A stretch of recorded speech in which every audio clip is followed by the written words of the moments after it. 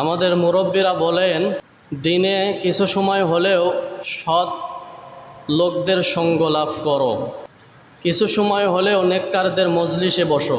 কিন্তু আমরা তো তার উল্টা বলি। কোন জায়গায় টিভির আসর বসে, কোন জায়গায় ফায়েসা কথাবার্তা চলে, আমরা সব সময় বেশি ওই জায়গায় বসি, ঠিক না? উল্টো একটা। আল্লাহ তাআলা বলেছেন যে ঈমানদারেরা, ইয়া আইয়ুহাল্লাযীনা আমানুত্তাকুল্লাহা ওয়া কুনু মা'আস সাদিকিন, সৎ লোকদের সঙ্গ লাভ করো তোমরা। কাদেরকে বলেছেন?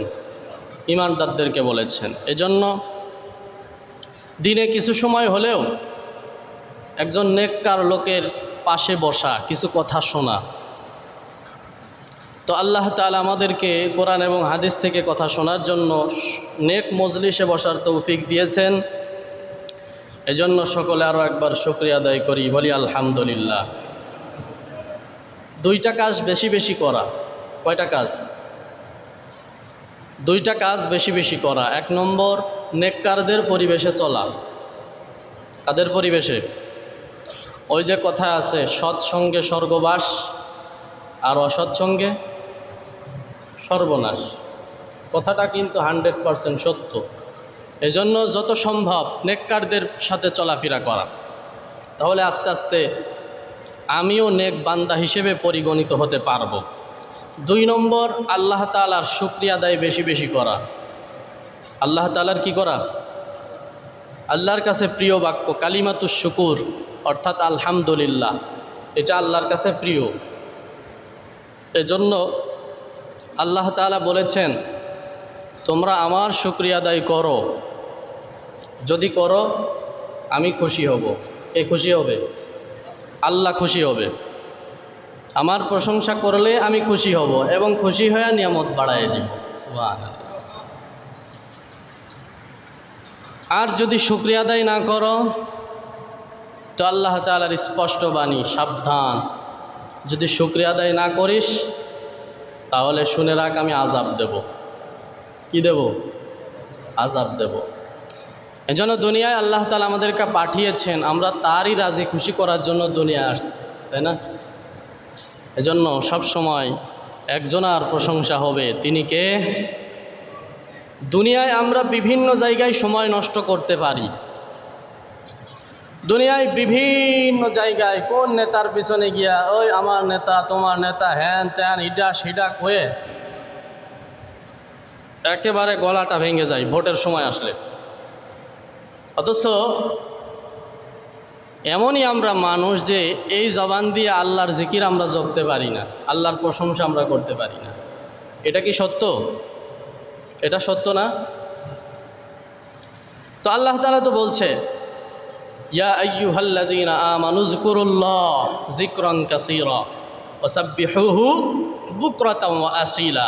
আল্লাহ বলে, ঈমানদার, উযকুরুল্লাহ যিকরান কাসীরা, তোমরা আমি আল্লাহকে স্মরণ করো, আমি আল্লাহর জিকির করো বেশি বেশি। যিকরান কাসীরা, বেশি বেশি কার জিকির করতে হবে? জোরে বলেন, কার জিকির করতে হবে? আল্লাহর জিকির।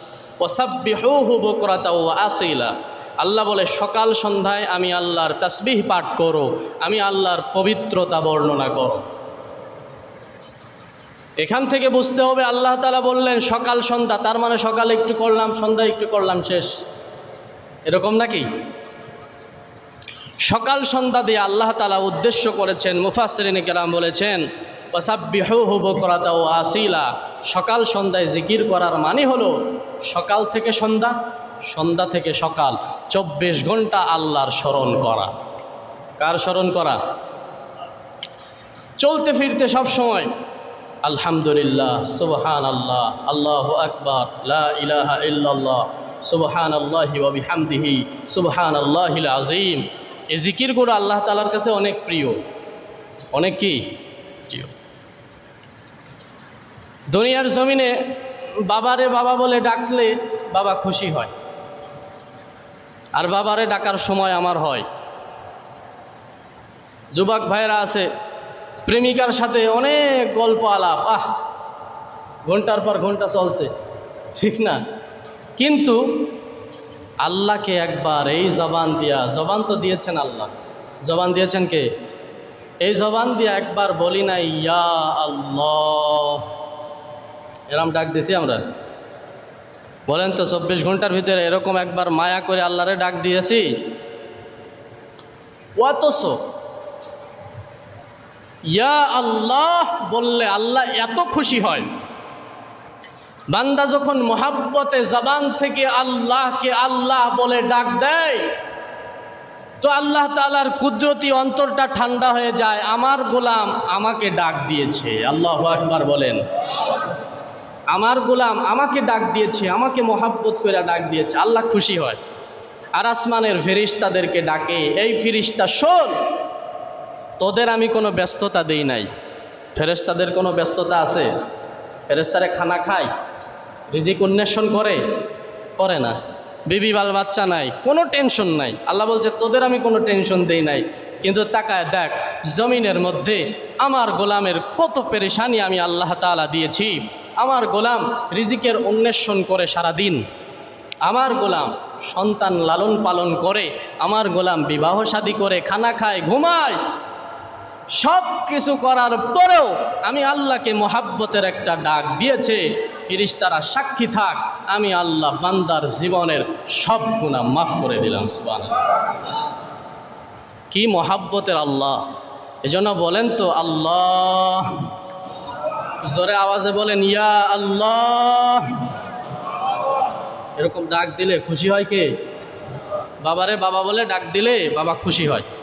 দেখবেন 2-3 দিন সন্তান যদি বাপরে না ডাক দেয়, আব্বু বলে না ডাক দেয়, মারে মা বলে না ডাক দেয়, তাহলে ওই মা কষ্ট পায় যে আমার সন্তান আমারে ডাকতেছে না। কষ্ট পায় না এরকম? তো ঠিক তেমনিভাবে আল্লাহকে ডাকলে আল্লাহও খুশি হয়। এজন্য বেশি বেশি জিকির গোলা কলা, সুবহানাল্লাহ, আলহামদুলিল্লাহ, লা ইলাহা ইল্লাল্লাহ, আল্লাহু আকবার, সহজ সহজ এই জিকিরগুলো আমরা করতে পারবো না? পারবো তো ইনশাআল্লাহ? ভিতরে কি কথা বোঝা যায়? নাই বাড়ি খাই,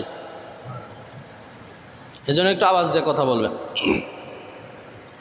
এজন্য বলেছি 2টা কাজ বেশি বেশি করা। 1 নম্বর, যত সম্ভব চেষ্টা করা নেককারদের পরিবেশে বসা, আলেম ওলামাদের সাথে বসা। যদি বসি তাহলে আমরা কিছু শিখতে পারবো। 2 নম্বর, আল্লাহ তাআলার বেশি বেশি শুকরিয়া আদায় করা, বেশি বেশি জিকির করা।